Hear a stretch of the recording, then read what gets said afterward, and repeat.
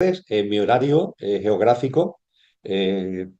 un saludo muy grande para todos vosotros, para todas vosotras, y el agradecimiento en mi nombre y en nombre de Ecocentro Televisión, de vuestra presencia, de vuestra participación, sea en directo, sea en diferido, en este informe especial de actualidad. Un informe que tiene como telón de fondo la encíclica Magnifica Humanitas que León XIV promulgó el pasado 15 de mayo, poco después del primer aniversario, fue el 8 de mayo, el primer aniversario de su nombramiento precisamente como Papa. En el informe trimestral de actualidad que compartimos hace pocos días, el pasado 10 de junio, tuvimos ocasión de adentrarnos en una serie de cuestiones de actualidad, pero este asunto merecía una reflexión especial. Así, de hecho, nos lo habéis hecho llegar muchos de vosotros y de vosotras. Así que con mucho gusto, en este momento vamos a abordar esa encíclica. Y para abordar la encíclica vamos a comenzar, porque es indispensable para entenderlo, vamos a comenzar reflexionando sobre la transición de la llamada economía mundo a el nuevo orden mundial.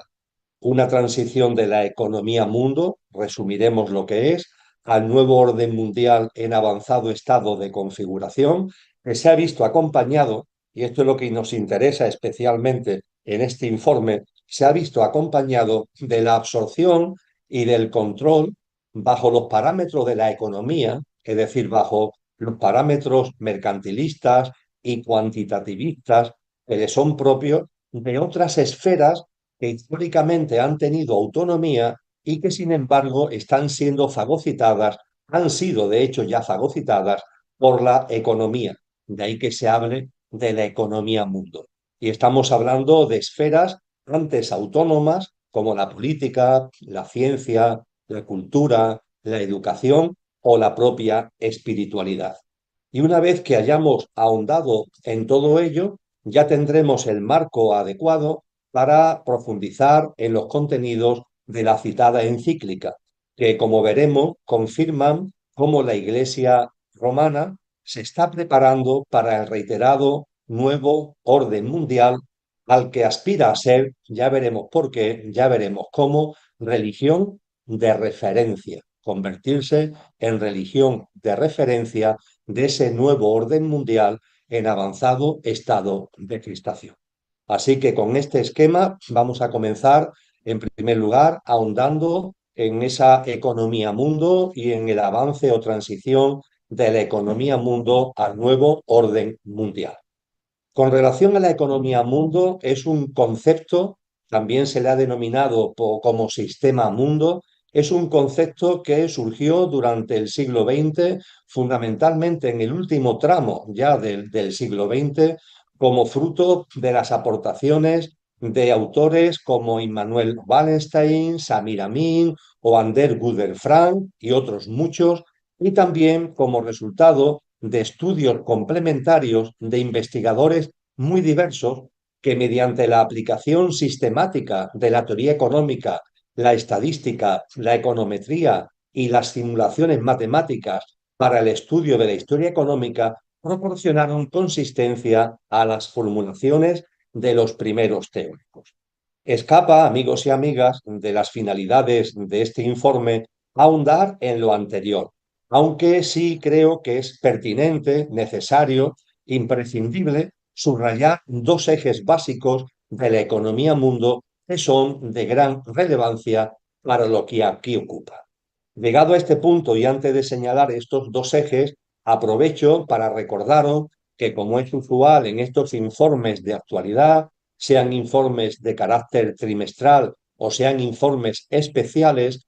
además del vídeo que estará a vuestra disposición en el canal de la Academia de la Consciencia, además del vídeo también estará a vuestra disposición el texto completo. Un texto completo de este informe que tiene 11 páginas y que lo podéis encontrar en el enlace que Kiko, como siempre, magnífico, Kiko Martín, ahí a los mandos de la coordinación técnica de estos informes, pondrá a vuestra disposición a pie de vídeo y también, como solemos hacer, lo tendréis también a vuestra disposición en la comunidad de Telegram del proyecto de investigación Conciencia y Sociedad Distópica. Un proyecto de investigación que tengo el honor de dirigir, que tiene una comunidad en Telegram donde se publican textos, artículos todos los jueves sin falta. Hay semanas que además los lunes, y en este caso, con relación a este informe, será publicado íntegramente el próximo lunes, día 29. Así que aquellos que no estéis en la comunidad de Telegram del proyecto de Conciencia y Sociedad Distópica, os invito a integraros en él. Es de acceso libre, absolutamente gratuito, y además de acceder a este informe completo el 29 de junio, también accederéis a todo el material que este proyecto viene publicando, que de hecho ya en estos momentos supera con creces los 200 textos publicados en la comunidad referida de Telegram. Simplemente en Telegram con Sociedad Distópica, con SOC Distópica, podéis acceder y encontrarlo sin ningún problema. Y estábamos compartiendo, amigos y amigas, que en esa economía mundo a la que venimos haciendo mención hay dos ejes básicos de la misma que aquí nos interesan especialmente. Por un lado, subrayar que la economía mundo es el resultado de un proceso gradual e increciendo que se despliega desde finales del siglo XIX hasta el arranque del siglo XXI. Es decir, no es algo, por tanto, que haya surgido a bote pronto en los últimos lustros, por así decir, sino que esa economía mundo se viene gestando desde 1880, 1890, parte final del siglo XIX, y se ha seguido configurando hasta el propio arranque del siglo XXI. Y como apuntaba, segundo eje a tener muy en cuenta, a efectos prácticos representa la absorción y el control por la economía y la supeditación a sus parámetros mercantilistas, cuantitativistas y competitivos de esferas que históricamente venían manteniendo autonomía con relación a la economía. Citaba antes estas esferas: la política, la ciencia, la cultura, la educación o la espiritualidad. Brevemente, para que podamos hacernos una idea exacta de cómo el mercantilismo, lo cuantitativo, la competitividad y, en definitiva, la economía va absorbiendo estas esferas, vamos a hacer un breve desglose con relación a cada una de ellas. Vamos a empezar precisamente por la economía. Y la economía, en cuanto a su fagocitación en el seno de la economía mundo, se visualiza, amigos y amigas, claramente en tres circunstancias de indudable envergadura. Por un lado, someta a vuestra consideración el hecho de que la transformación del sistema, que venía impulsando como meta a buena parte de la acción política, va olvidándose y va siendo sustituida por la mera gestión del mismo, sin cuestionar sus contenidos, sin cuestionar su mecánica de funcionamiento. Creo que esto es bastante evidente. Hace un tiempo, desde la política, había planteamientos, había formulaciones de transformación del sistema socioeconómico. Eso ha pasado a la historia y ahora la política, como mucho, se ofrece a la hora de gestionar algo de la mejor manera posible, dicen, pero gestionar algo sin cuestionar sus contenidos ni cuestionar su mecánica de funcionamiento. En segundo lugar, en esta fagocitación de la política por parte de la economía mundo, como no hay un proyecto transformador, ¿qué es lo que pasa? Pues que la política intenta autojustificarse otorgando preponderancia a la salvaguarda de derechos identitarios de colectivos diversos, lo que agudiza la ausencia de una meta de transformación global. Fijaros, se olvida la transformación del sistema socioeconómico, eso queda para la historia, se olvida por completo, y para seguir autojustificando la importancia de la política, ella se centra en derechos de colectivos concretos, de colectivos identitarios de una amplia diversidad de colectivos. Pero claro, esto en primer lugar, como decía hace un momento, agudiza la ausencia de esa meta de transformación global. Pero es que además diluye la defensa y la promoción de los derechos universales del ser humano. Y esos derechos universales van siendo sustituidos por una amalgama amorfa y fragmentada de derechos parciales que son inconexos entre sí y a menudo incluso contrapuestos, con lo que la ausencia de la pérdida de esa meta de transformación del sistema se ve agravada por la sustitución de lo que era la defensa de derechos globales, de derechos universales, por la defensa de derechos parciales de colectivos identitarios que realmente entre sí no tienen cohesión, que realmente entre sí son parciales, inconexos e incluso contrapuestos. Y como resultado de todo ello, como colorario y como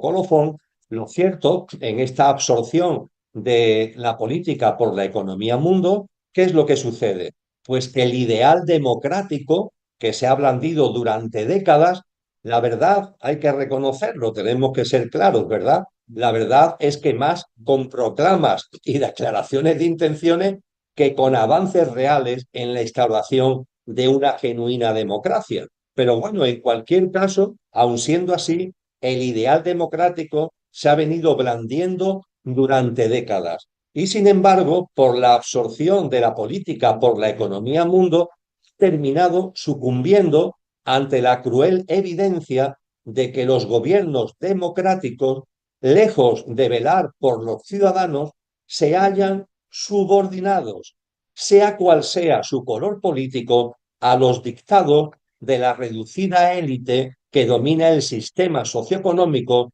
y a través de este el entramado político institucional a nivel mundial. Por tanto, cuando observamos lo que ha sido la evolución de la política a lo largo del siglo XX y hasta el arranque del siglo XXI, nos encontramos con estas tres características. La transformación del sistema se ha olvidado como meta, en su lugar ha ido apareciendo como autojustificación de la política la defensa de cuestiones relacionadas con colectivos parciales, identitarios, parciales, inconexos y, repito, incluso contrapuestos entre sí, y el ideal democrático ha ido sucumbiendo ante la evidencia de que los gobiernos de todo el mundo están subordinados a ese gran poder que manejando el sistema socioeconómico maneja todo lo demás y maneja, por supuesto, el entramado político institucional. La política ha sido absorbida, es una de las esferas antes autónomas que han sido absorbidas por la economía mundo. Algo parecido, salvando las características y las distancias, ha pasado también con la ciencia. En esta misma línea, la economía mundo ha atraído a la ciencia con el protagonismo cada vez más acentuado en el ámbito de esa ciencia, en el ámbito científico, en primer lugar, del mercado y, por tanto, del ansia de beneficios. Eso está muy claro en la ciencia actual. El mercado y el beneficio son grandes parámetros que se tienen muy en cuenta. Igualmente, y en segundo lugar, esta atracción de la ciencia por la economía mundo se ve también por el protagonismo cada vez más significativo de las estrategias y las estratagemas de las grandes megacorporaciones empresariales, financieras y tecnológicas, en lugar de la investigación vocacional o independiente.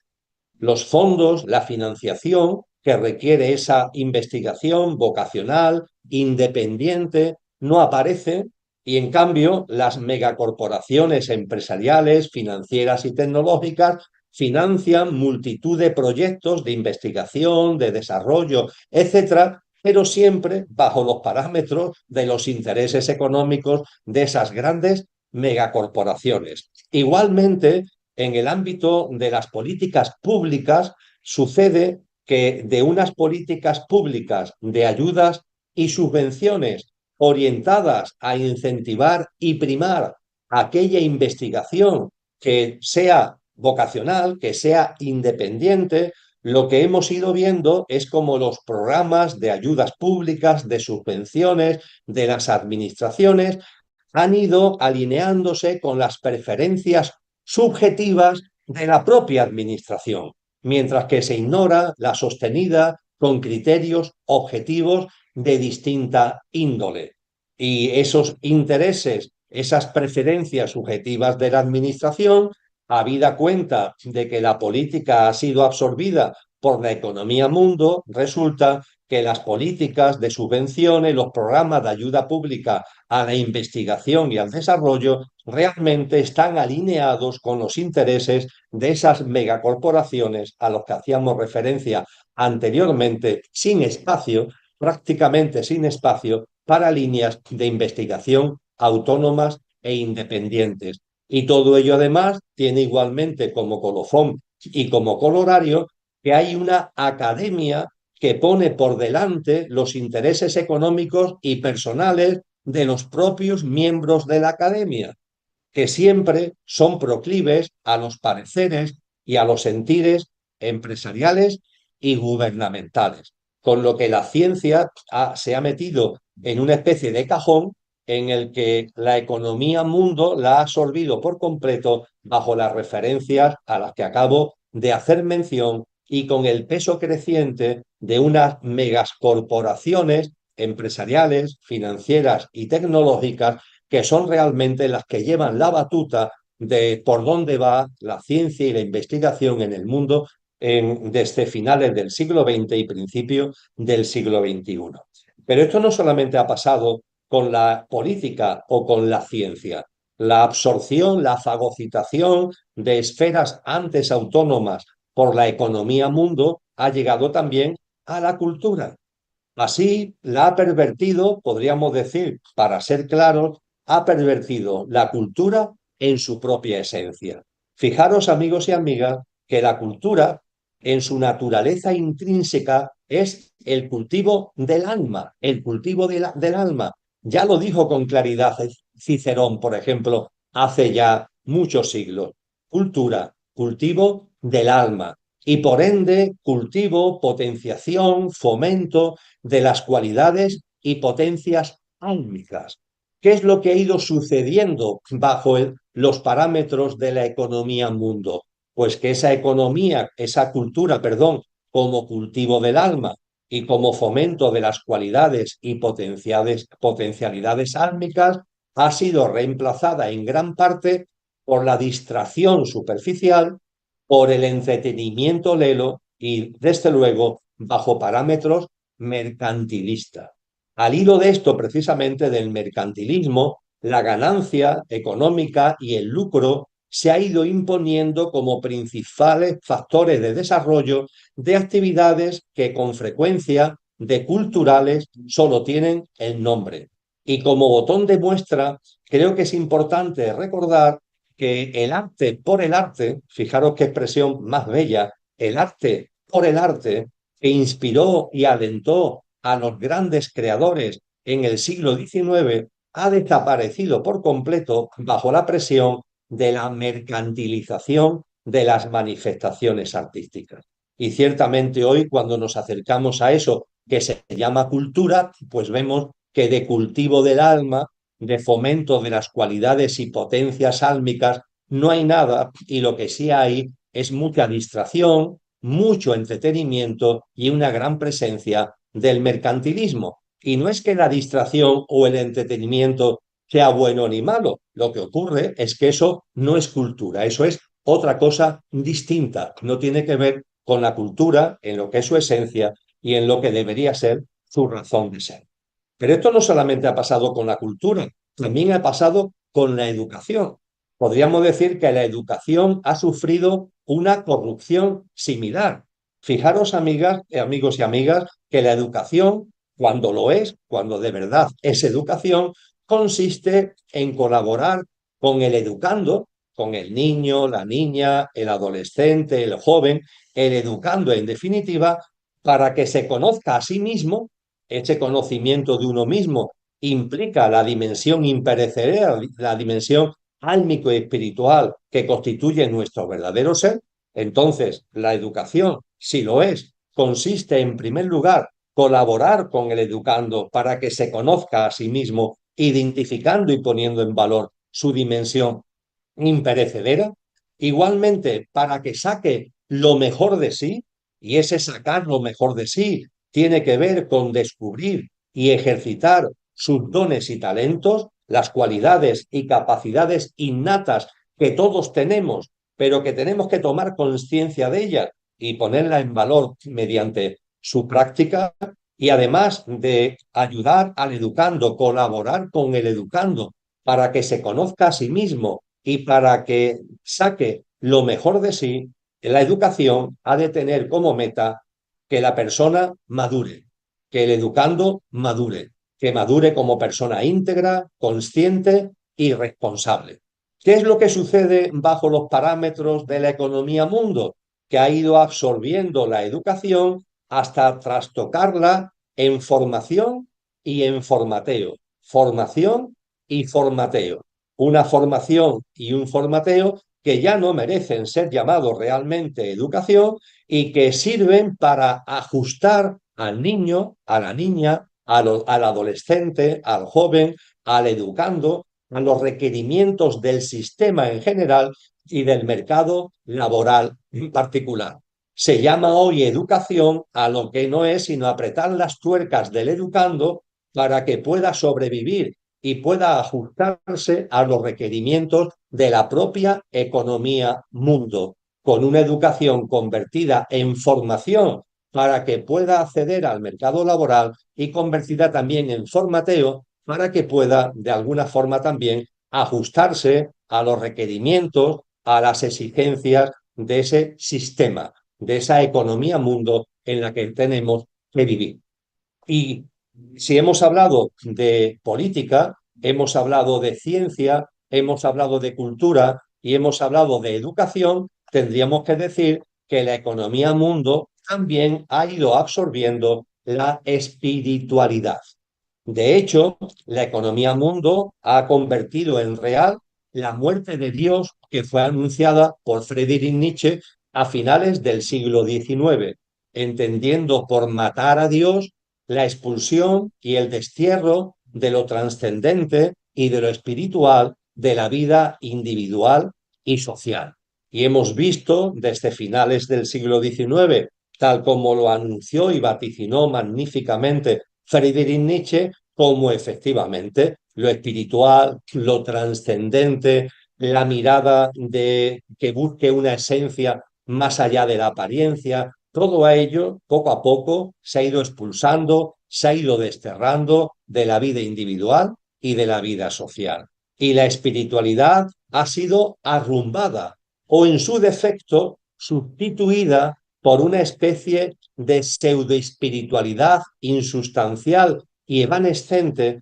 que la economía mundo ha construido sobre dos grandes pilares. Uno de ellos, el primero, ya estaba presente antes, pero la economía mundo le ha dado una especial fuerza. El segundo, al que voy a hacer referencia, es novedoso en el marco de la economía mundo. ¿Cuáles son los dos grandes pilares sobre los que la economía mundo arrumba la espiritualidad o, en su defecto, repito, lo sustituye por una pseudoespiritualidad insubstancial y evanescente? Pues, en primer lugar, las religiones tradicionales, ahogadas en el dogmatismo y las querencias terrenales, atesoramiento de bienes materiales, ansias de poder, estructuras institucionalizadas convertidas en un fin en sí mismo, oscurantismo financiero, abusos y fallas morales y un amplio etcétera. Y junto con esas religiones tradicionales, ahogadas, repito, en el dogmatismo y en querencias terrenales, la economía mundo ha dado pábulo, ha impulsado la New Age y el supermercado espiritual. Una New Age y un supermercado espiritual que devalúa lo trascendente a una especie de sentirme bien, pero sentirme bien desde el pequeño yo, no poniendo en valor lo que realmente soy, no poniendo en valor el ser, en la dimensión álmico-espiritual que está encarnada en el pequeño yo. No, la New Age, el supermercado espiritual, devalúan lo trascendente, lo convierten en un mero sentirse bien con discursos, técnicas y métodos que, huérfanos de verdaderos fundamentos, se suceden entre sí para colmo, cual modas pasajeras y, desgraciadamente, en muchísimos casos, con claros objetivos pecuniarios. Esto es lo que ha ido sucediendo también en el ámbito de la espiritualidad. Con lo que podemos decir que en el tramo final del siglo XX, arranque del siglo XXI, efectivamente, la economía mundo, como esos autores que citaba al principio habían ya puesto sobre la mesa, ha absorbido por completo esferas antes autónomas como la política, la ciencia, la cultura, la educación o, poco a poco, la propia espiritualidad. Pero claro, es que desde el arranque del siglo XXI, la economía mundo está abriendo paso a algo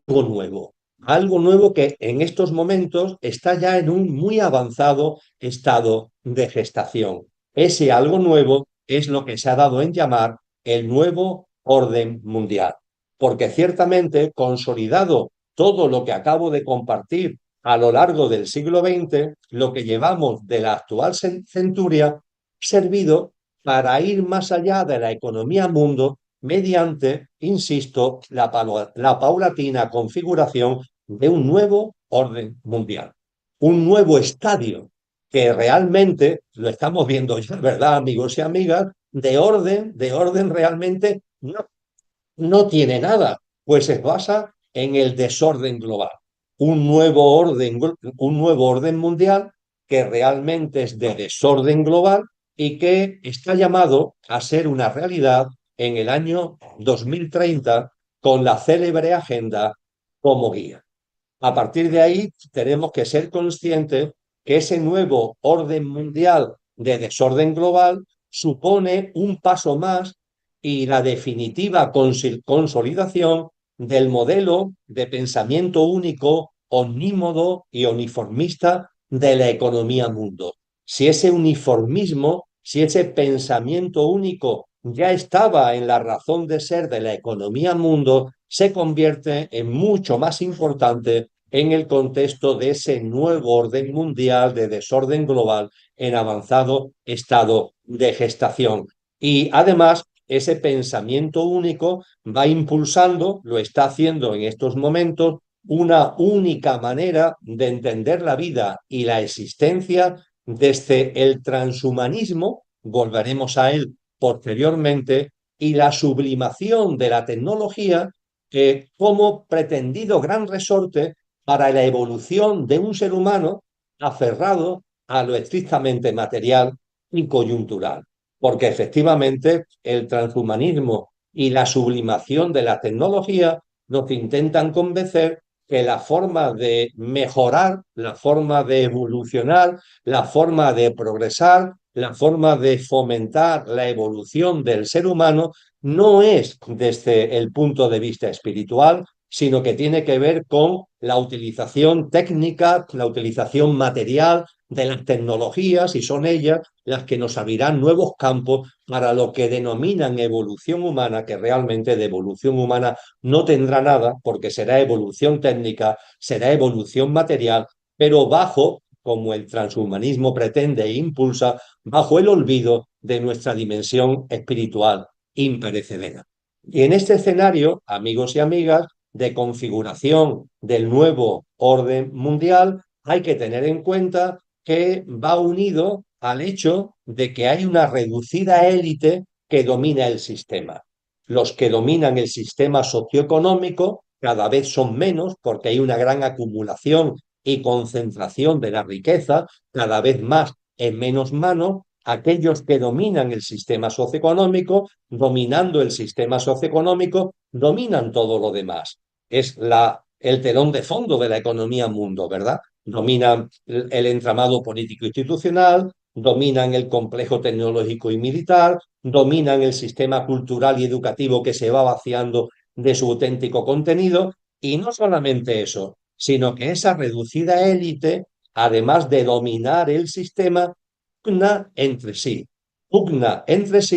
para ocupar los lugares de privilegio del Consejo de Administración, permitidme que lo llame así, del Consejo de Administración que lo regirá. A ese Consejo de Administración hicimos referencia en el informe trimestral de actualidad que compartimos a comienzos del presente mes de junio. Y también hay que tener en cuenta que en el contexto de esta pugna entre los miembros de la élite se han agrupado los mismos en las cuatro grandes facciones que examinamos en el informe trimestral de actualidad que compartimos el 10 de marzo en Ecocentro Televisión y que fue publicado en la Comunidad de Conciencia y Sociedad Distópica el 14 de marzo. Con lo que no solamente es que haya una élite cada vez más reducida que controlando el sistema socioeconómico controla y domina todo lo demás, sino que esa élite está en una gran pugna,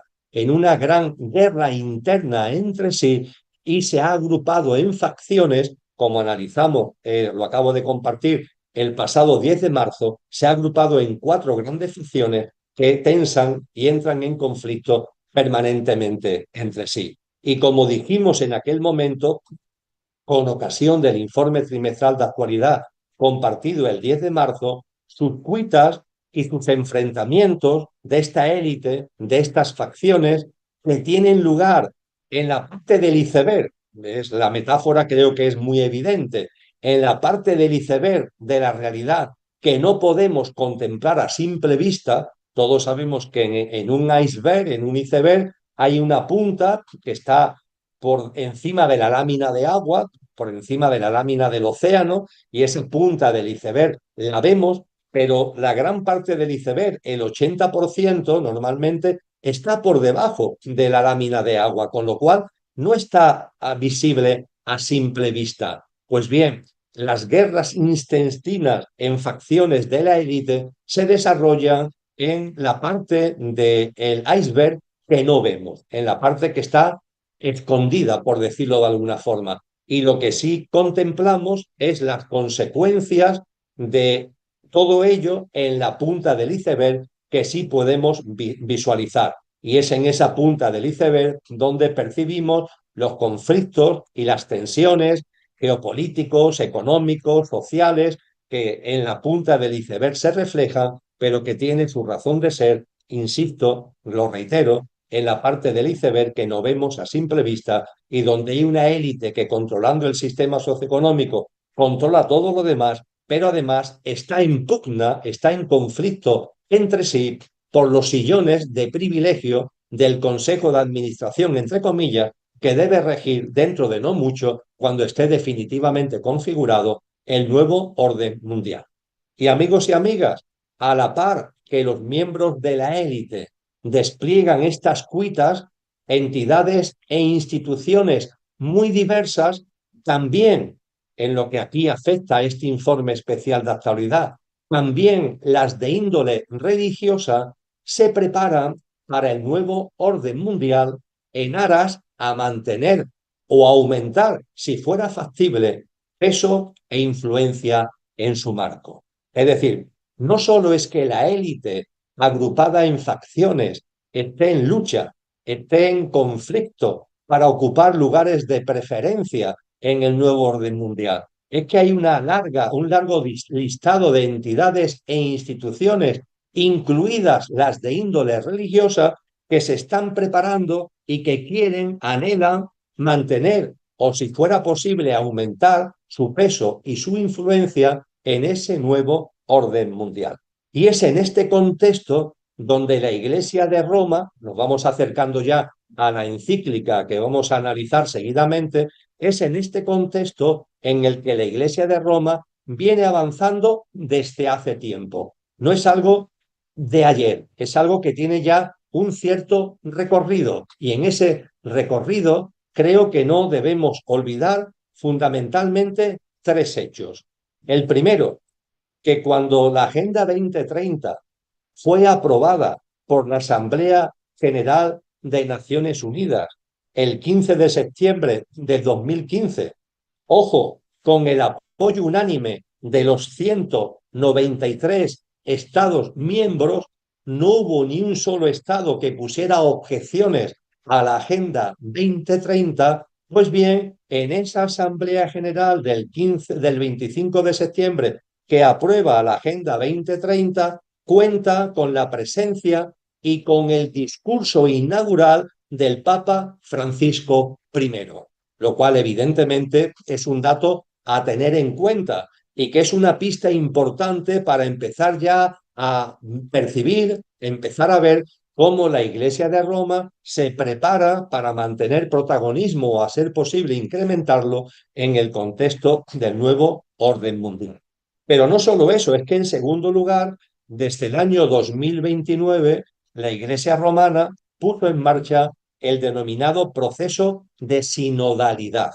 un proceso que desembocará en una gran asamblea eclesial proyectada para el año 2028. Y como ya hay un recorrido amplio desde el año 2021, es fácil, considero que es sencillo darse cuenta que el proceso de sinodalidad, más allá de las proclamas, más allá de los discursos grandilocuentes, está sirviendo para introducir en la Iglesia católica, primero en el lenguaje y luego en la mentalidad, fijaros, primero en el lenguaje y después en la mentalidad, una amplia batería de cuestiones relacionadas, amigos y amigas, precisamente con la adaptación de su doctrina a las prescripciones de la Agenda 2030, especialmente en cuestiones de género y sexualidad y en la forma de gobierno y de gestión de la institución eclesiástica. Pero esto no queda aquí. No solamente es que la Iglesia de Roma tuviera un papel protagonista en la aprobación de la Agenda 2030 en el año 2015, no solo que se haya puesto en marcha en el año 2021 para tener su culminación en el 2028, un proceso de sinodalidad que primero en el lenguaje y luego en la mentalidad está haciendo que una serie de cuestiones relacionadas con la adaptación de la doctrina a las prescripciones de la Agenda 2030 vaya teniendo sitio. Es que además, por si esto fuera poco, estamos asistiendo en el objetivo de la Iglesia de Roma de convertirse en religión de referencia del nuevo orden mundial, estamos viendo cómo hay un intento desde la Iglesia romana de acercamiento a otras confesiones religiosas buscando centralidad, buscando protagonismo entre las mismas, incluso a costa de poner en solfa asuntos firmemente establecidos en la tradición católica. Es decir, se tiende la mano a otras confesiones religiosas, pero con el objetivo de posicionarse en el centro, de buscar una centralidad y un protagonismo entre esas confesiones religiosas.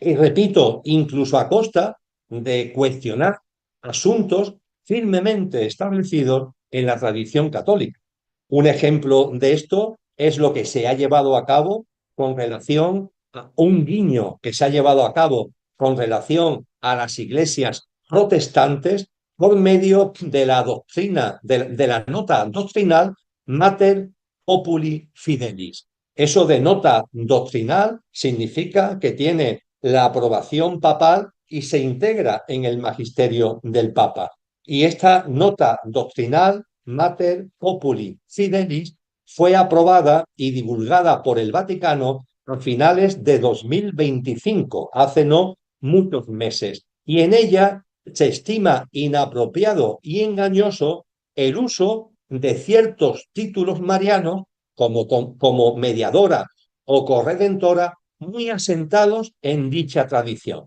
Como las iglesias protestantes la figura de María la cuestionan, la Iglesia, en este Mater Populi Fidelis, devalúa la figura espiritual de María para realizar un acercamiento a las iglesias protestantes. Todo ello en un marco de acercamiento a otras confesiones, buscando, insisto, repito, que la Iglesia de Roma tenga una centralidad, tenga un protagonismo en el contexto de las distintas confesiones religiosas. Y es en este escenario donde encuadra perfectamente la encíclica Magnificat Humanitas que vamos a analizar a continuación. Pero claro, este telón de fondo no lo podemos olvidar. El que se vienen ya dando pasos por parte de la Iglesia de Roma para adaptarse al nuevo orden mundial y para ser religión de referencia en el nuevo orden mundial, si eso no lo tenemos en cuenta, es difícil que podamos entender el trasfondo de esa encíclica que, repito, vamos a analizar a continuación. Solo me queda por compartir con vosotros y con vosotras, si me lo permitís, que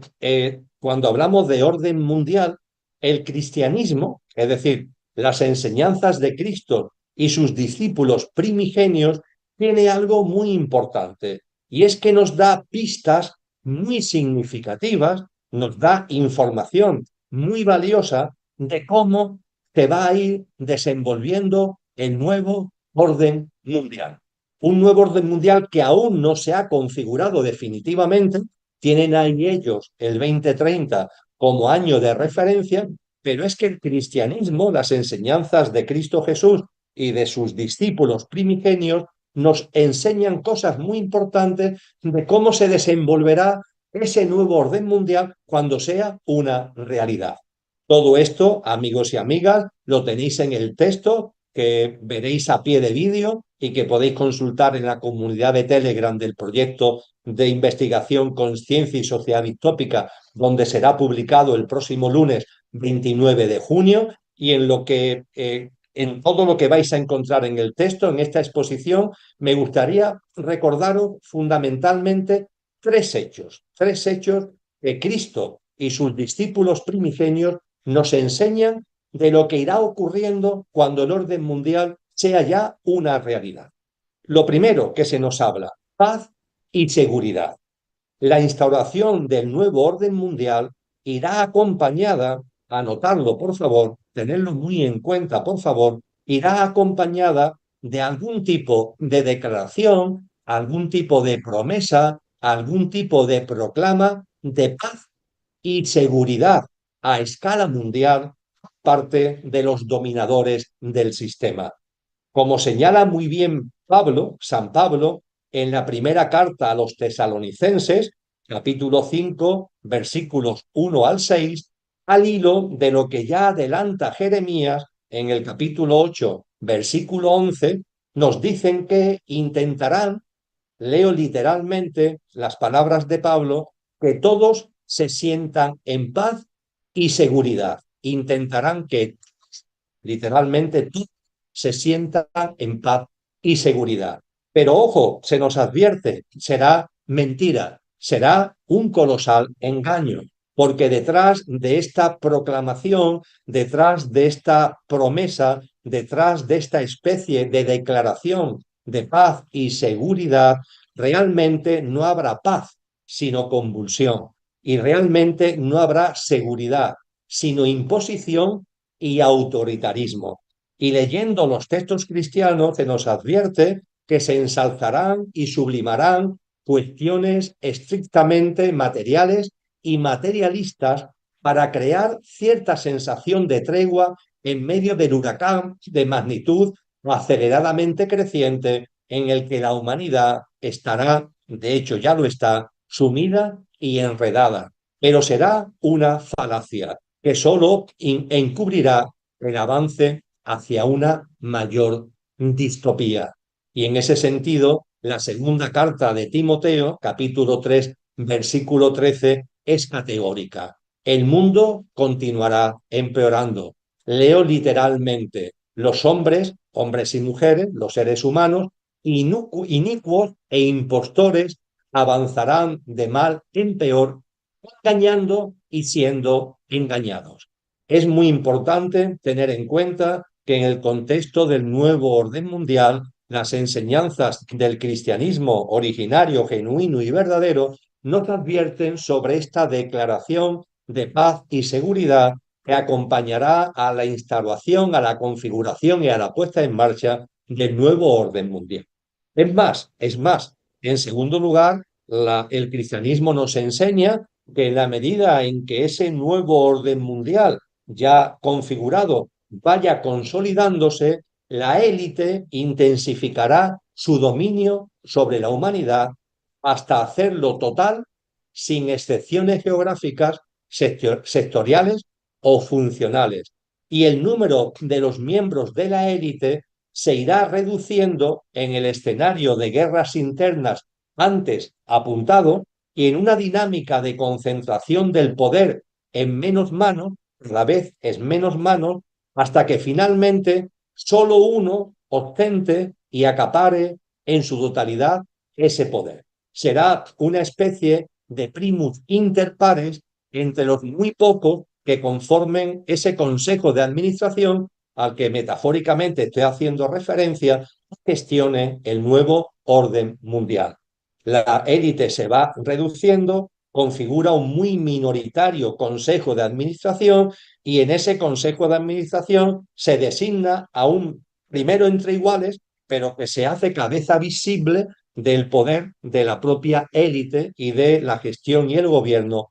del nuevo orden mundial. Y es a este primus inter pares, al que la tradición cristiana denomina la bestia o el anticristo, que tendrá todo el poder a escala planetaria y lo ejercerá de manera abominable en nombre del dragón, se nos dice en el Apocalipsis, es decir, de Satanás como cabeza visible de los seres espirituales involutivos y de los seres humanos que se han postrado ante él. Es más, el Apocalipsis cristiano describe con precisión el triunfo de la bestia como un proceso en el que siempre bajo la autoridad de Satanás aparecerá una primera bestia de perfil político institucional, habla de ello Apocalipsis 13, 1, 4, y además otra segunda bestia de perfil espiritual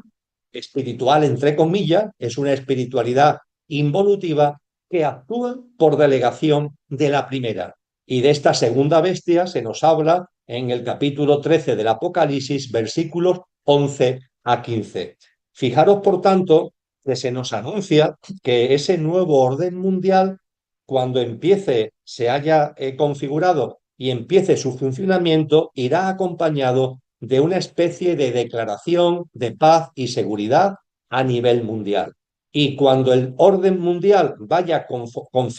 configurándose, conformándose, habrá un momento, no se dicen cuestiones de calendario, no se nos habla de años, pero habrá un momento en el contexto de ese nuevo orden mundial donde aparezca esta figura de una primera bestia o anticristo de perfil político institucional que actuará bajo subordinado a lo involutivo y a la que acompañará una segunda bestia que actuará por delegación de la primera, y la segunda bestia no tendrá un perfil político institucional, sino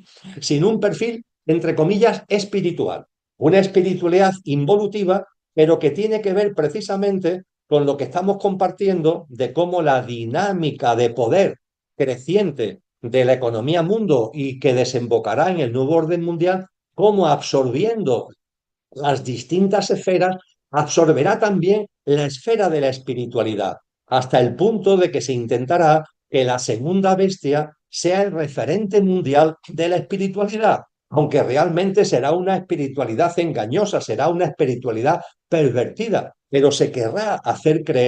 nos querrá hacer creer que realmente es una figura de índole espiritual, posiblemente con capacidades fenomenológicas, con capacidad de hacer cosas que nos parezcan extraordinarias y de esa forma engañarnos o engañar a los más crédulos. Con lo que se nos habla de que en el desenvolvimiento del nuevo orden mundial lo primero será la declaración de paz y seguridad y que pasado un tiempo, no sabemos exactamente cuándo, se producirá el triunfo de la bestia, con la aparición de la primera bestia de perfil político institucional y de una segunda bestia que actuará por delegación de la primera de perfil, entre comillas, espiritual. Y es más, no se quedan ahí los textos cristianos, porque seguimos leyendo textos como el capítulo 24 de Mateo o el propio Apocalipsis al que venimos haciendo referencia, se nos habla con mucha claridad de que Cristo y sus primeros discípulos nos muestran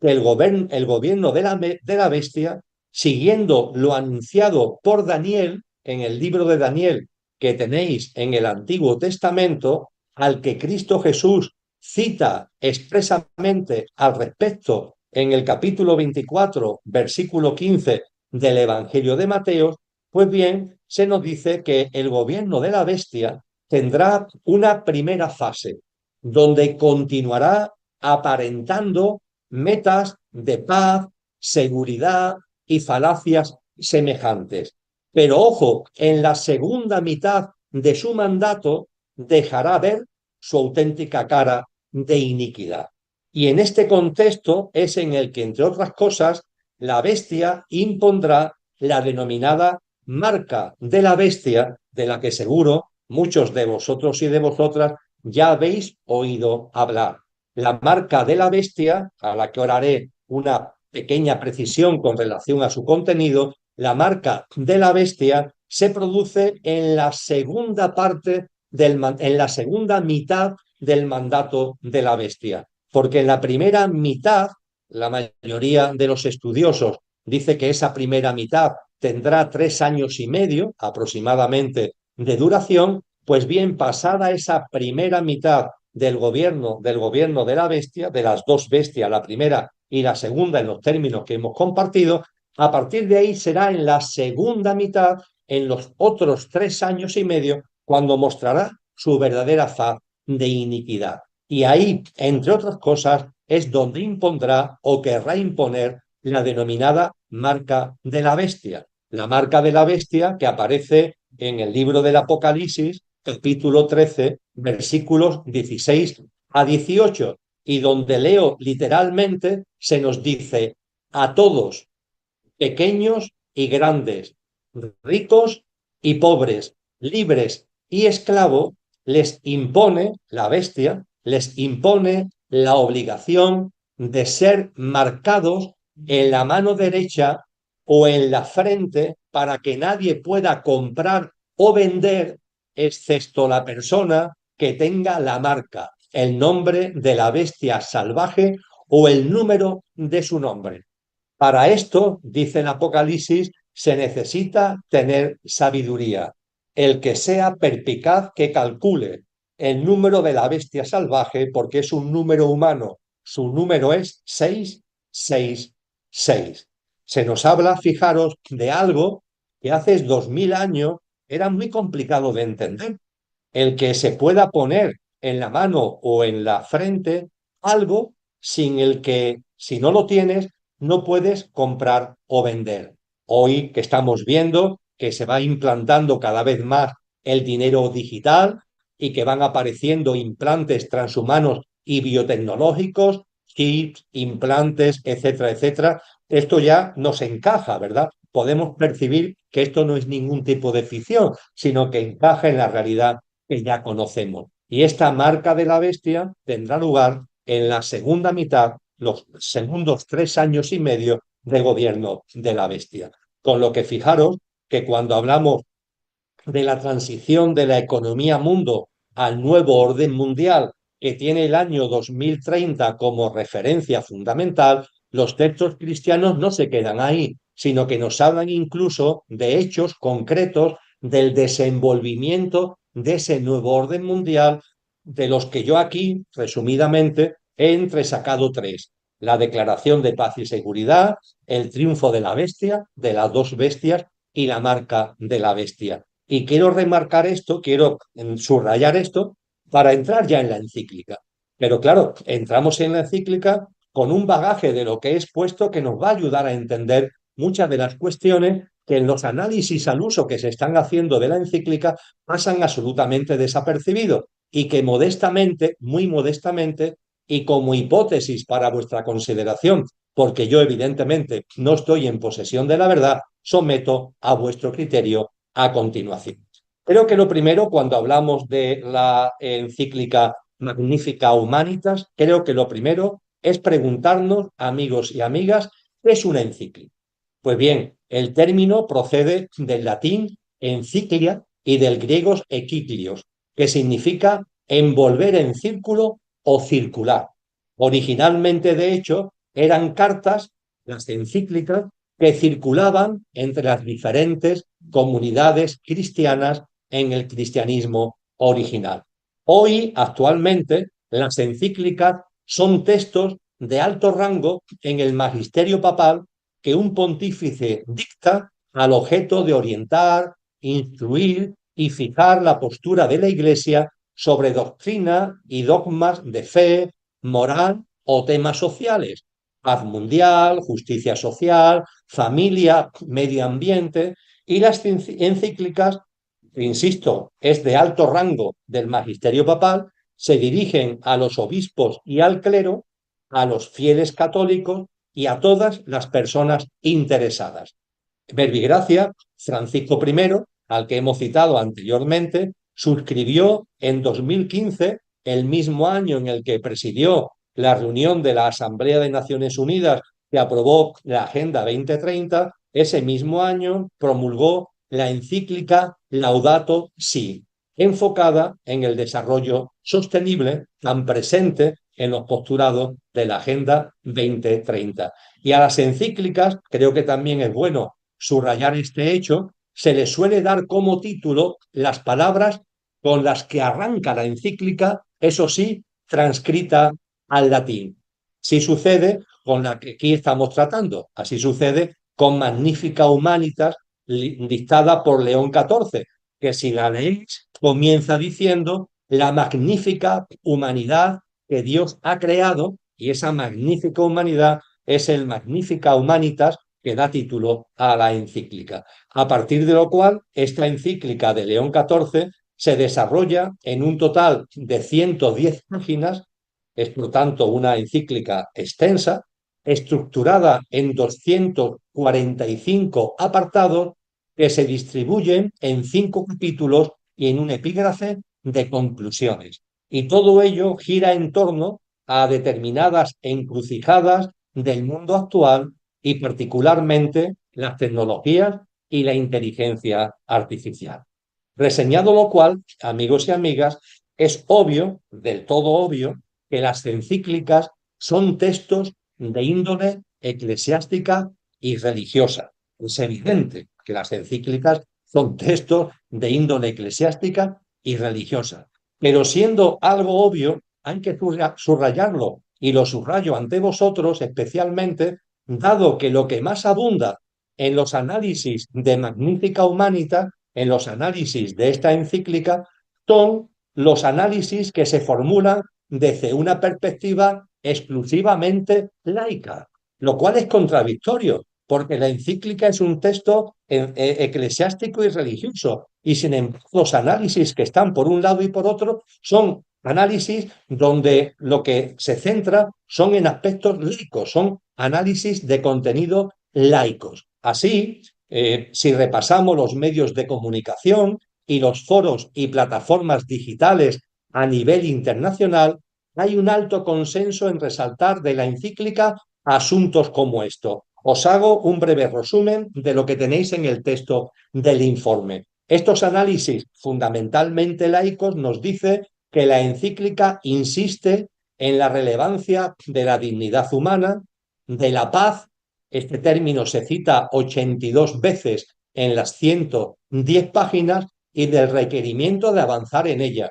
Propone una mirada generosa y la apertura de puertas ante los flujos migratorios. Formula una invitación a un debate sereno sobre el futuro de la humanidad ante las nuevas tecnologías, a las que se alude 48 veces en el texto, la digitalización y la robótica, subrayando los desafíos éticos que presentan y criticando los paradigmas tecnocráticos y la cultura del poder. Igualmente, estos análisis fundamentalmente laicos nos dice que la encíclica advierte acerca de que la inteligencia artificial, a la que se menciona en una decena de ocasiones, no es neutral y puede convertirse en instrumento de dominio, exclusión o muerte si se concentra en pocas manos. Igualmente plantea que hay literalmente, entre comillas lo digo porque lo dice así literalmente, desarmar la IA,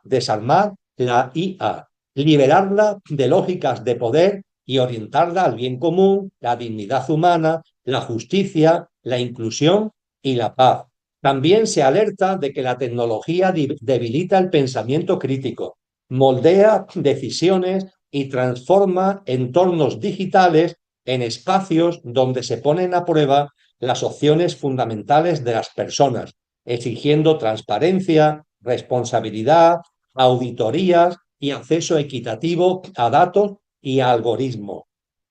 También estos análisis fundamentalmente laicos nos dice que la encíclica aboga por una regulación firme de la inteligencia artificial, así como por la solidaridad intergeneracional y la protección del ecosistema digital como bien común. Resalta la necesidad del discernimiento, la responsabilidad compartida, la custodia de la verdad, el trabajo y la libertad, y concluye en un llamado a la esperanza y a la conversión. Creo que en estos puntos que acabo de leer, que tenéis en el texto del informe, se resume bien lo que la encíclica señala y los análisis, repito, fundamentalmente laicos, aunque la encíclica es un texto eclesiástico y religioso, que son los que abundan. Y desde luego, amigos y amigas, después de lo que acabo de compartir con vosotros y con vosotras, consideraciones como estas han de ser bienvenidas y evidentemente muchos de vosotros y yo mismo las suscribimos.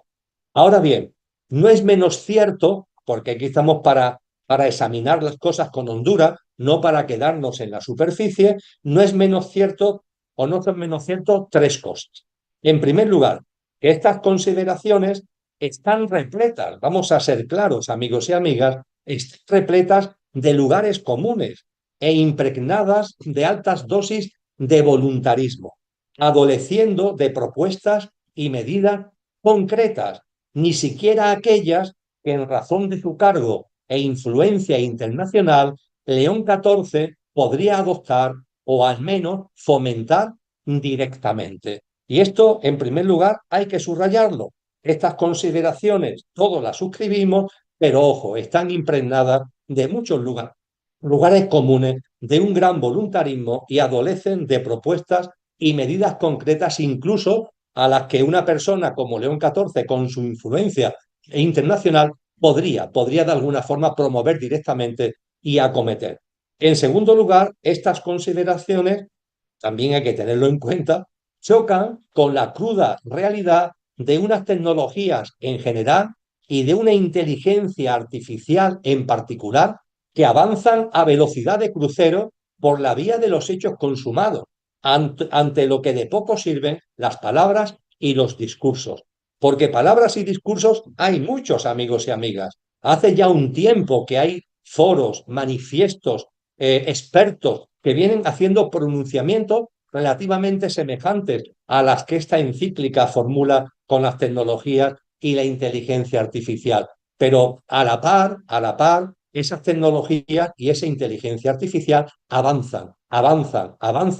por la vía de los hechos consumados a velocidad de crucero y ante ello la verdad es que de poco sirven las palabras y los discursos. Y en tercer lugar, y en lo relativo en particular a la inteligencia artificial, estas consideraciones de la encíclica que acabo de resumir no pasan de ser las que curiosamente la misma inteligencia artificial argumenta si se le pregunta al respecto. Hacer la prueba. Si se somete la encíclica a un detector avanzado de inteligencia artificial, estas aplicaciones, estos programas que son capaces de analizar ChatGPT, Gemini, GPT-4 y otros contenidos generados por inteligencia artificial, pues cuando se somete la encíclica en lo que habla sobre la tecnología y la inteligencia artificial a un detector avanzado de inteligencia artificial, se constata, por paradójico que parezca, que un porcentaje significativo del texto procede de la propia inteligencia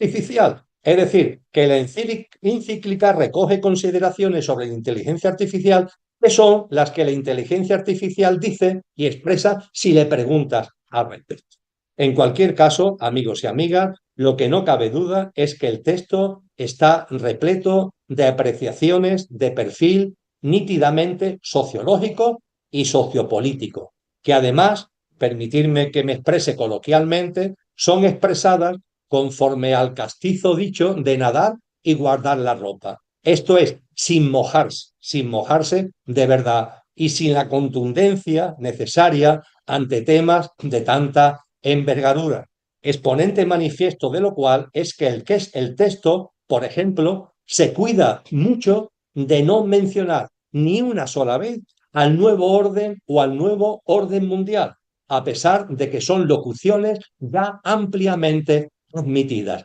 No hay ni una sola palabra, ni una sola mención al nuevo orden mundial o al nuevo orden. E igualmente este nadar y guardar la ropa se pone igualmente de manifiesto porque cuando la encíclica habla de transhumanismo y poshumanismo, de hecho le dedica un epígrafe específico que se titula Narrativas de fondo, pues bien, cuando la encíclica aborda el transhumanismo y el poshumanismo, lo hace sin reflexionar sobre sus consecuencias, sobre la dimensión álmica de las personas y en sus impactos en el enfriamiento y vaciamiento espiritual del ser humano. Es decir, se analiza, se habla del transhumanismo y el poshumanismo, pero en términos sociológicos y sociopolíticos. Y una encíclica que debería tener un contenido claramente espiritual, por decirlo de alguna manera, pasa de puntillas, no hace ningún tipo de reflexión sobre las consecuencias en la dimensión álmica de las personas y en el enfriamiento y vaciamiento del espíritu del ser humano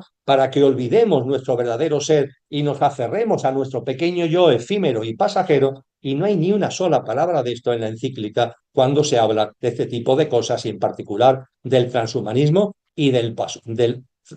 posthumanismo. Ante lo que la encíclica expone y propone, permitirme que por seguir avanzando, creo que hay dos preguntas fundamentales. Tras lo que acabo de compartir acerca de la encíclica, creo que hay dos preguntas fundamentales. Primera, ¿son este tipo de consideraciones la que cabría esperar en el momento actual de quien se proclama ni más ni menos que vicario de Cristo, del latín vicarius Christi, vicario de Cristo en la tierra? Esto es, que actúa como representante, delegado o que toma el lugar de Jesucristo en la tierra, siendo la cabeza visible de una iglesia que cuenta con más de 1.400 millones de católicos en todo el mundo? ¿Son este tipo de consideraciones la que cabría esperar del que se considera vicario de Cristo? Y segunda cuestión, íntimamente ligado a la anterior. Estas consideraciones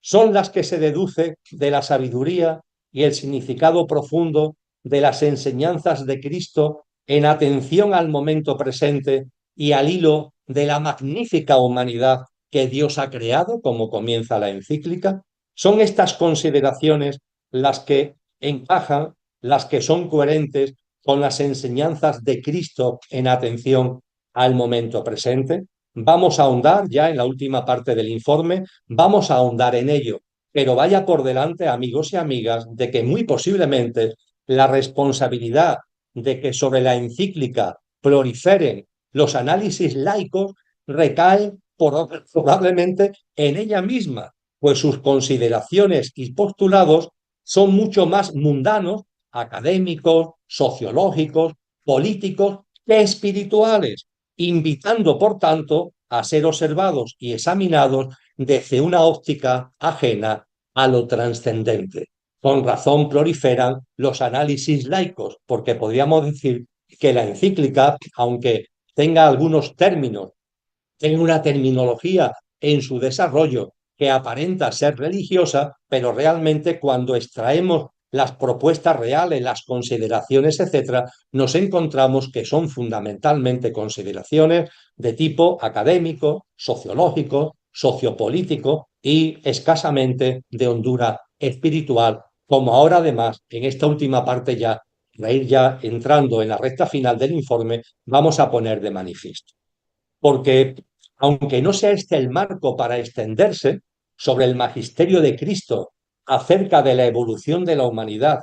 el final de la actual generación humana y la llegada de una nueva humanidad que sí será magnífica en una nueva tierra. No es el marco de entrar en grandes honduras sobre ello, pero basta con repasar los 4 evangelios canónicos para comprobar que Cristo promueve y anuncia una magnífica humanidad, es verdad, que no tiene nada que ver o tiene poco que ver con lo que la encíclica señala. Fijaros que cuando acudimos a los evangelios cristianos y buscamos esa magnífica humanidad, esa humanidad ejemplar de la que nos habla y sobre la que nos enseña Cristo, se nos dice en primer lugar que esa magnífica humanidad, que esa nueva humanidad, no surge de la mejora o reforma de esta, regida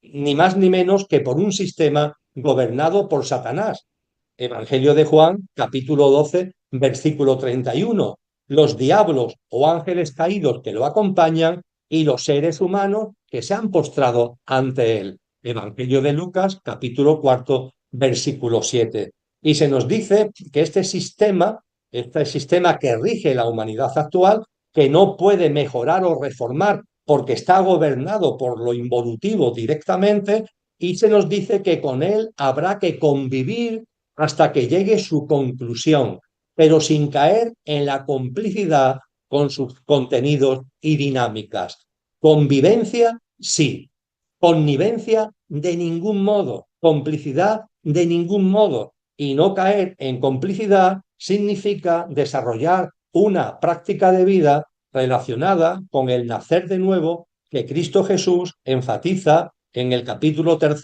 del Evangelio de Juan, que plasme, aunque sea en embrión, la nueva humanidad en estado de cristalización.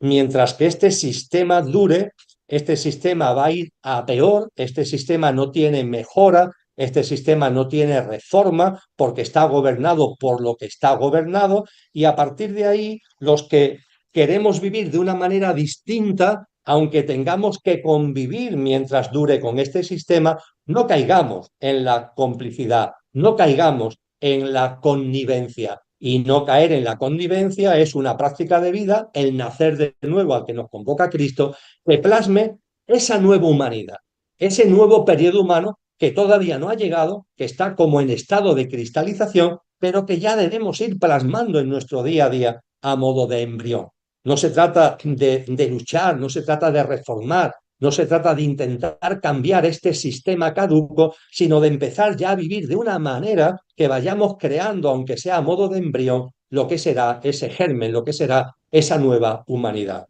Igualmente se nos dice que esta nueva humanidad será fruto del final de este ciclo y tendrá lugar en una tierra restaurada, dicho en términos actuales, una tierra de mayor frecuencia vibracional en el que las almas encarnadas en el género humano podrán participar si en libre albedrío así lo deciden, si en libre albedrío así lo deciden. De ahí que se nos hable en el Nuevo Testamento del corte o cortamiento entre los que hagan una cosa o hagan otra, porque estamos en un contexto de libre albedrío. Y lo que se nos insta es a aprovechar el rescate, es el término que también se utiliza en el Nuevo Testamento, propiciado por Cristo Jesús al entregar una vida perfecta como rescate de la que hemos perdido a partir del pecado original. Etimológicamente, lo recuerdo en el texto del informe, pecado significa alejamiento.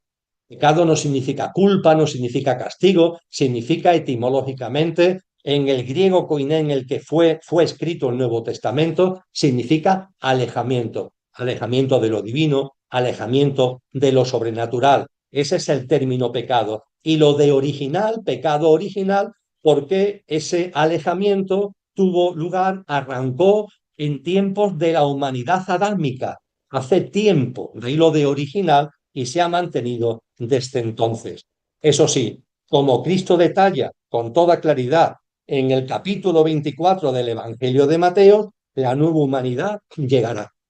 sustituirá al actual ciclo humano, al actual sistema, a la actual generación humana, aunque se nos dice que no lo pongamos en calendario porque nadie sabe ni el día ni la hora en la que todo esto acontecerá, en el contexto de la llamada parusía, parusía, presencia, la presencia de Cristo que en un momento determinado posibilitará la presencia directa, sigue evidentemente Cristo con nosotros, pero tendrá una especie de segunda venida que será esa parusía que marcará el final de este ciclo humano y el arranque del nuevo ciclo humano de la nueva humanidad. Y nadie sabe ni el día ni la hora por la que se nos insta a estar atentos a las señales. Señales como las que hemos comentado hace un rato a propósito del desenvolvimiento del nuevo orden mundial y otras muchas que aparecen en los textos cristianos que tanto mi esposa Lola Rumi como yo hemos publicado y hemos compartido en muchos foros y que escapa entrar en Honduras en el contexto de este informe especial de actualidad. Pero ciertamente hay que estar atentos a las señales para ir percibiendo cuando llega el momento de esa parusía que marcará el final de esta generación humana y el surgimiento de la magnífica humanidad, el surgimiento de la humanidad ejemplar, el surgimiento de una nueva humanidad en una nueva tierra. Y en este proceso también nos enseña Cristo y los discípulos primigenios, también nos enseñan que Satanás y los que lo sirven procurarán extraviar a las almas encarnadas en el plano humano para que no se beneficien del referido rescate y no participen de la nueva humanidad. A la par que también se nos habla que los órdenes celestiales, arcángeles, ángeles, con María a la cabeza, apoyarán a los seres humanos justos, sensatos y ordenados frente a la insensatez y el desorden del régimen involutivo que sí quieren hacer lo suyo. Es decir, se nos dice que en este contexto de final de ciclo para que arranque la nueva humanidad ejemplar, la magnífica humanidad, habrá una actuación involutiva para intentar confundir a las almas encarnadas en seres humanos, para que no hagamos nuestro el rescate, para que no vivamos de una forma distinta, para que caigamos en la complicidad con el sistema, con todo lo que conlleva de materialismo, deshumanización, desnaturalización, egoísmo, egocentrismo. En ello estarán ellos, las fuerzas involutivas, pero también los seres humanos que querramos caminar de una forma distinta, tendremos el apoyo de los órdenes celestiales, ángeles, arcángeles y con María a la cabeza. Por tanto, amigos y amigas, aunque ha sido un compendio enormemente breve el que he hecho, es bastante evidente que la magnífica humanidad que Cristo anuncia e impulsa no está asociada de ningún modo al cambio o mejora de la vigente y del sistema que la rige, sino a un nuevo ciclo humano que llegará exactamente cuando corresponda y que plasmará el triunfo de su reino. En esto, las enseñanzas de Cristo, tú puedes estar de acuerdo o no, pero es indudable que la magnífica humanidad no tiene que ver con la mejora o reforma de la actual, sino que tiene que ver con ese surgimiento, con ese nuevo ciclo al que acabo de hacer referencia. Y fijaros que ya ha estado presente en lo que acabo de resumiros hace un momento, pero si analizamos los mensajes de Cristo y sus primeros discípulos sobre la transición de la humanidad actual a una humanidad ejemplar, a una humanidad magnífica, a una nueva humanidad, hay 15 ideas que son claves, 15. Las leo del tirón. Final de los tiempos, generación humana, alma, pecado original, alejamiento, ciclo, señales, rescate, Satanás, diablo, demonios, extraviar, arcángeles y ángeles, corte o cortamiento, parusía, nueva humanidad y nueva tierra o tierra restaurada. Estos son 15 ideas claves que están en las enseñanzas de Cristo y de sus primeros discípulos con relación a la humanidad ejemplar, a la magnífica humanidad, a la nueva humanidad. A partir de ahí, analizamos la encíclica y nos preguntamos, de estas 15 ideas básicas, ¿cuántas aparecen en la encíclica? ¿Cuántas se encuentran en el texto? Pues por sorprendente que os parezca, amigos y amigas, lo podéis comprobar vosotros mismos poniendo la encíclica en el PDF y dándole a buscar, es muy fácil de comprobar, comprobaréis de que de estas 15 ideas básicas que están en las enseñanzas de Cristo y de sus primeros discípulos sobre la transición y el contenido de la humanidad ejemplar, de la nueva humanidad, de la magnífica humanidad, de estas 15 ideas, ni una sola aparece en la encíclica, ni una sola. Mejor dicho, hay una excepción que confirma la regla, que es el término alma, al que haré ahora una referencia. pero el resto no aparece ni por asomo en ningún momento del texto. Y la verdad sorprende que siendo una encíclica que está firmado por quien se considera el vicario de Cristo, cuando se habla de la magnífica humanidad, que en las enseñanzas de Cristo está claro que es esa humanidad ejemplar, que es esa nueva humanidad a la que vengo haciendo referencia, cuando se analizan los contenidos de las enseñanzas de Cristo y sus discípulos, hay una serie de ideas básicas que son elementales, por decirlo así, ni una sola aparezca en la encíclica, salvo el término alma, que es la única excepción. Es una excepción relativa, porque siendo un término tan importante para lo que estamos viviendo, tan importante para la dimensión espiritual del ser humano, tan importante para lo que es la transición del final de esta generación humana a la nueva humanidad, siendo esto así, solo aparece dos veces, solo aparece dos veces. Y fijaros,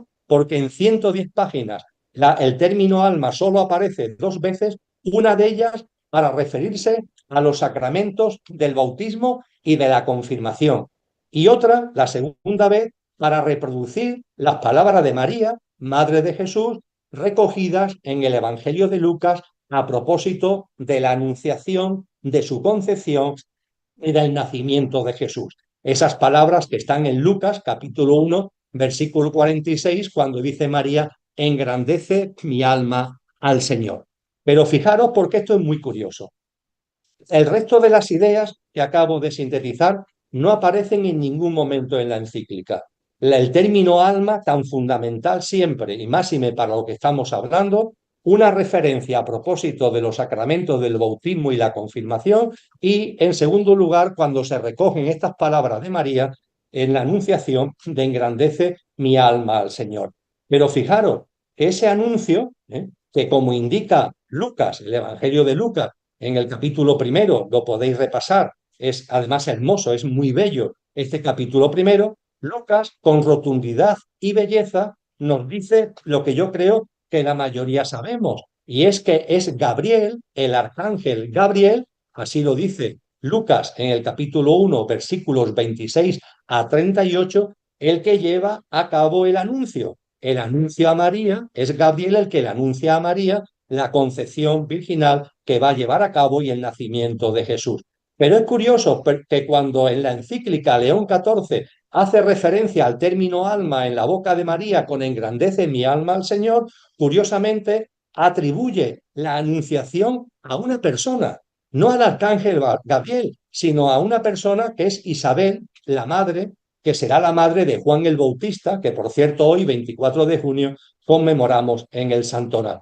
Dice la encíclica en el apartado 243, página 109. Leo literalmente, ante Isabel, que le anuncia que se ha convertido en la madre del Señor, María prorrumpe en un himno de alabanza y de alegría. Ante Isabel, que le anuncia que se ha convertido en la madre del Señor. No, no es así. Leer el Evangelio de Lucas. El anuncio ya se ha producido. María visita a su pariente Isabel una vez que el anuncio ya se ha producido. La verdad es que es incomprensible que León XIV, una encíclica de la Iglesia Católica, diga cosas semejantes. Como también, amigos y amigas, es difícil de entender que el pontífice utilice como si tal cosa una expresión tan señalada en los textos cristianos, cual hemos reseñado nosotros aquí anteriormente, como es paz y seguridad. En términos cristianos, y seguridad tiene un significado. Tiene el significado de que es el estadio de un nuevo orden mundial que ya se ha configurado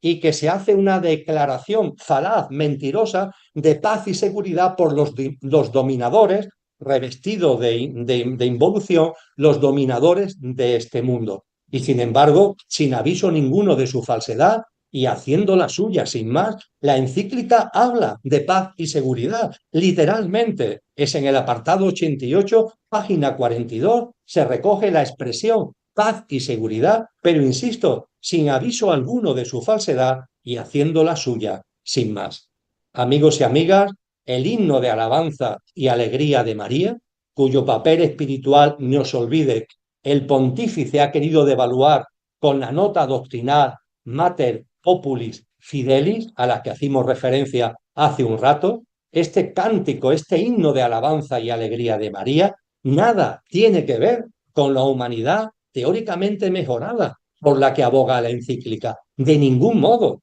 porque para María y toda su descendencia, la descendencia somos todos aquellos, la comunidad de almas que hacemos nuestra la revelación de Cristo. Esto es la genuina eclesia, no iglesia, sino eclesia, como se dice en los textos cristianos originales, ajena a la institucionalizada en el siglo IV por los emperadores romanos. Esta, para María y toda su descendencia, no puede haber otra magnífica humanidad que la plasmada en el reino de Cristo, en el reino de su Hijo, en la nueva humanidad, en una tierra restaurada, anunciada por Cristo Jesús, en la nueva humanidad, en la nueva tierra de la que León XIV no dice palabra, porque su mirada y sus intereses van por otro lado. Ya está. Y hay que respetarlo, vamos a ver, hay que respetarlo, cada cual que coja el camino que considere oportuno. Estamos en un momento fundamental, lo decíamos antes, en libre albedrío, tenemos que optar por dónde andamos. Si caemos en la connivencia y en la complicidad con este sistema o conviviendo con él, no caemos en la complicidad y en la connivencia y empezamos ya a vivir naciendo de nuevo de una forma distinta. Y hay que respetar la opción álmica de cada cual. Pero no deja de sorprender que quien se llama vicario de Cristo en la tierra no diga ni palabra de lo que Cristo nos enseña acerca de la magnífica humanidad, la nueva humanidad, y que es una clara evidencia de que su mirada y sus intereses van por otro lado. ¿Por cuál? Bien, pues como dijimos al principio, y yo creo que ahora se entiende mejor, pues su mirada, sus intereses, León XIV, la curia romana, el Vaticano, no digo el contexto de los muchos creyentes, de las muchas personas que conforman el mundo católico, pero sí, desde luego, lo que es la curia romana y el Vaticano, tienen en su punto de mira, tienen sus intereses en lo que está definido por la preparación y adaptación de la Iglesia de Roma para incrementar o al menos mantener su peso específico y su capacidad de influencia en el nuevo orden mundial en avanzado estado de configuración y en el que aspira a ser religión de referencia. Un camino que fue abierto de par en par con el apoyo papal a la Agenda 2030 en el año 2015, que se aceleró con la puesta en marcha del proceso de sinodalidad en 2021, que desembocará en esa magna asamblea eclesial del 2028 y que con la encíclica aquí examinada recibe un potente impulso. Dicho todo esto, y para terminar definitivamente este informe especial de autoridad, os invito, someto a vuestra consideración, amigos y amigas, nuevamente el capítulo 24 del Evangelio de Mateo. Más específicamente, cuando Cristo Jesús advierte, capítulo 24, versículo 5 del Evangelio de Mateo. Dice Cristo Jesús, es de su propia boca, porque vendrán muchos en mi nombre y a muchos engañarán, porque vendrán muchos en mi nombre y a muchos engañarán. Una afirmación en la que en su versión original, en griego koine, la expresión que se utiliza, que significa en mi nombre y con mi autoridad. Lo que en griego koine va más allá de mencionar un nombre propio y ostenta una gran carga legal y teológica en cuanto a aprovecharse torticeramente del nombre de Cristo que falsamente se invoca y se atribuye a alguien ilegítimamente su representación. Creo que después de estas reflexiones es bueno que también sometamos a consideración mía y de vosotros estas palabras de Cristo, porque muchos vendrán en mi nombre y a muchos engañarán. Que en el texto original en griego koiné, ese en mi nombre tiene como una carga legal y teológica y que pone de manifiesto que estemos muy atentos para no caer en las mentiras de aquellos que quieran aprovechar torticeramente el nombre de Cristo que se invoca falsamente para atribuirse ilegítimamente su representación. Espero, amigos y amigas, que este informe especial haya sido de vuestro interés. No me cansaré de repetir que el texto completo lo tenéis al pie del vídeo y lo podéis encontrar en la comunidad de Telegram del proyecto de investigación Conciencia y Sociedad Distópica, publicado el próximo lunes, día 29 de junio, y nos volveremos a ver en el informe especial, en el informe trimestral de actualidad que compartiremos a principios de septiembre. Hasta entonces, a los que estéis en el hemisferio norte, un feliz verano, a los que estéis en el hemisferio sur, un feliz invierno. Nos volveremos a ver a principios de septiembre. Un gran abrazo para todos y mi agradecimiento a Ecocentro Televisión en general y a Kiko en particular. Un gran abrazo.